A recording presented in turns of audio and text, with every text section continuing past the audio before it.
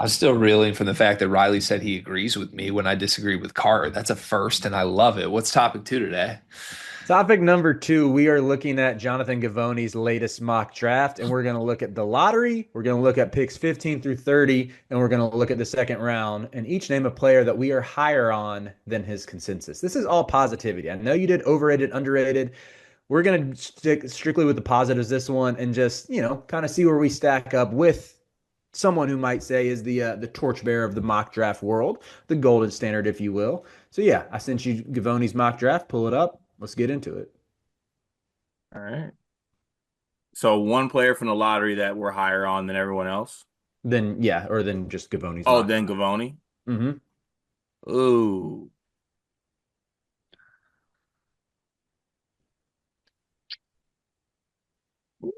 I mean, first of all, my dog Gavoni's locked in. Let's say that for starters. Um, I think the one player that I would be higher on is Trey Johnson. I get, and it's nitpicky, but like I think Trey Johnson deserves to be in that top five picks. So even him going to six, I know it's you know very minuscule, but yeah, I would take Trey Johnson in the top five, not six. You just completely failed the prompt, Did I? I think.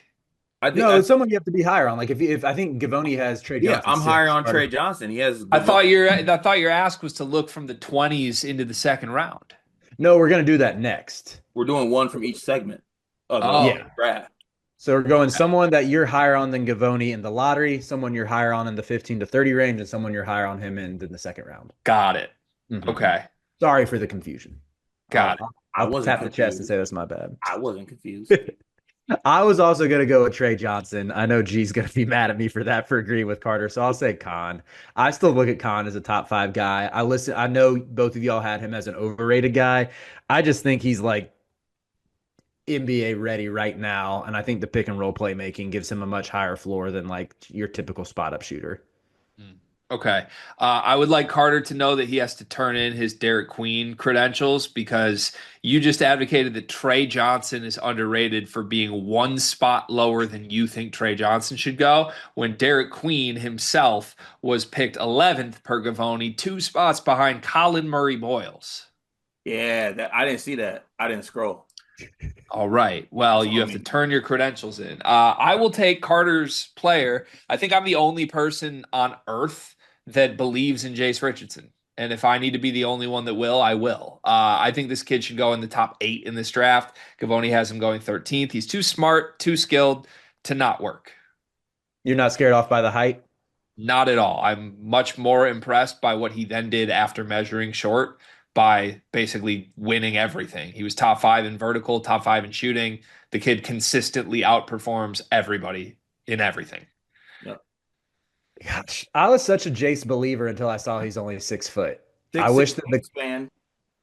okay, maybe I'm knocking him too much for that. But what The about worst that case next group? scenario for Jace is like a way better Derek White. Like, oh, you're little. You'll play the two and play off of stars. He needs to end up. Derek White's like 6'5". Eh, Yeah, I think Derek White's pretty big. lie. All right, players 15 through 30. Who are you higher on? This video is presented by Underdog Fantasy, and they've got a free pick tonight that you're going to want to take advantage of. Anthony Edwards to score over 0.5 points. Ant scores every single playoff game, as far as I know. Card, has he ever not scored? Not since I've been alive, and that's 32 years for those wondering out there. That pick sounds extremely free.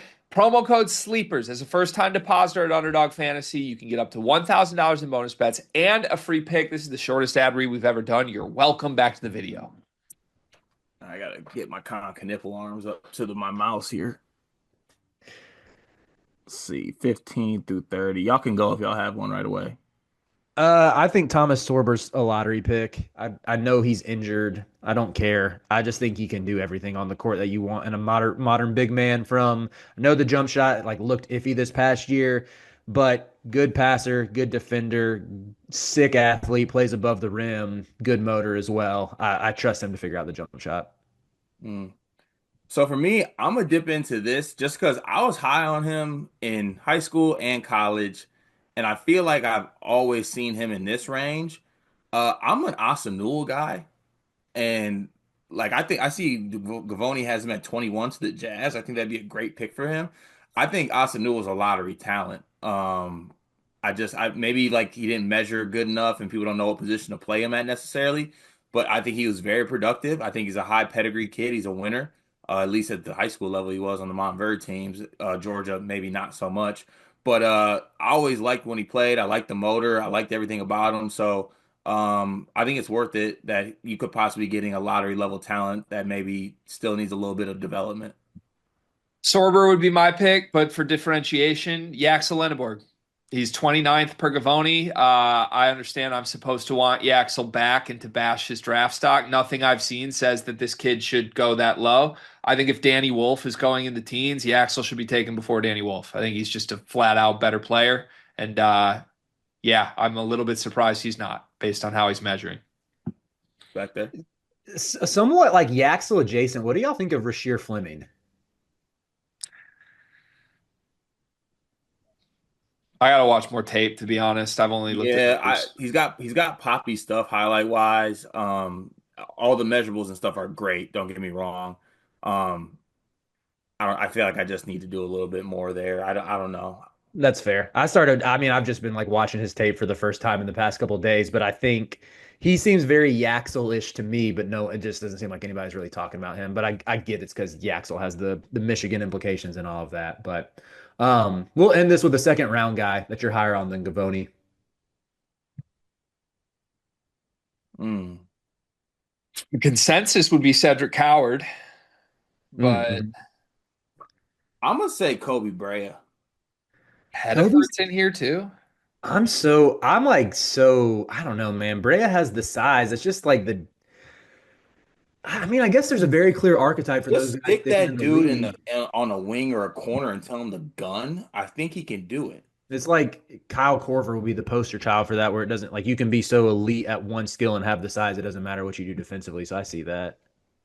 Yeah, I'd probably go that. Honestly, there's a lot of options in the second round where I'm like, I see these guys going higher.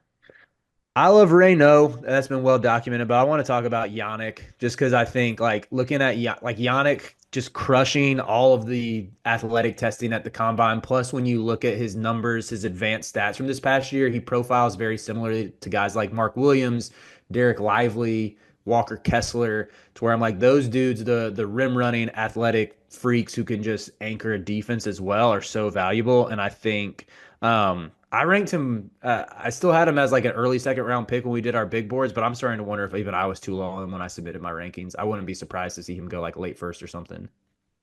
But I think Coward and Pettiford are the right answer, but we've talked about them a ton on the channel, so I'll double down. I think Janai Broom people are really overthinking this. He's just really good at basketball. I don't care if he can't jump right now because he's hurt. Maybe he never gets healthy. If he does get healthy, I think he will be productive in the league.